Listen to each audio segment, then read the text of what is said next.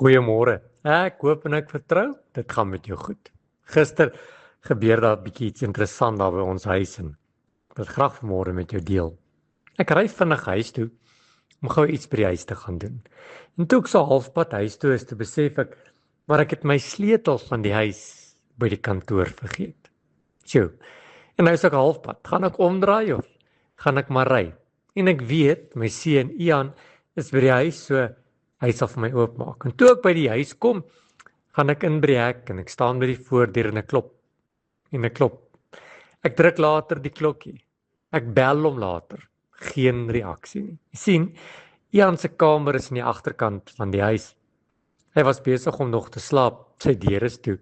So hy hoor nie ek klop nie. Hy hoor nie die voordeurklokkie nie. Hy hoor nie eers toe ek probeer bel nie, want sy foon was op silent. En iets interessant gebeur.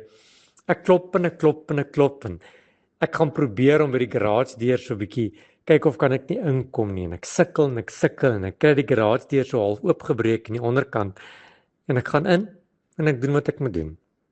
En toe ek ry, toe herinner die Here Jesus my in Openbaring 3 vers 20. Hy sê kyk, ek staan by die deur en ek klop. En as iemand my stem hoor en die deur oopmaak, sal ek ingaan na hom toe en saam met hom maaltyd hou en hy met my. Hier sien ons 'n baie mooi prentjie van die Here Jesus Christus self. Nie as iemand wat die deur oopbreek nie, maar iemand wat klop. Jy sien, Jesus is 'n gentleman. Hy gaan hom nooit op ons af forceer nie. En hy staan by die deur en hy klop. Hy forceer jou nie om oop te maak nie. Hy forceer homself ook nie in jou lewe nie. Hy wag. Hy roep. Hy verlang na 'n verhouding, hy verlang dat jy moet oopmaak, sodat hy kan inkom en saam met ons kan maaltyd hou. Die deur waarvan hier gepraat word, ek weet jy weet dit, maar is die deur van jou hart. Dis moontlik, hoor mooi, om elke Sondag in die kerk te wees en om godsdienstig te wees, maar steeds 'n geslote hart en 'n geslote deur vir Jesus te hê. Daarom sê Jesus, as jy my stem hoor, dit vra dat ons nie net sal hoor nie, maar dat ons sal reageer. Kyk na die belofte. En ek sal met jou maaltyd hou en jy met my. Want in die Bybelse tyd was maaltyd nie net kos nie. Dit was 'n kuier, dit was gemeenskap, dit was nabyheid, dit was vriendskap.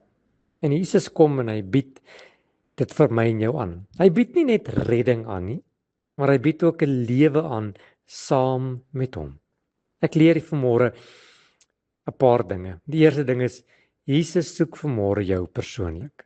Hy klop aan jou deur.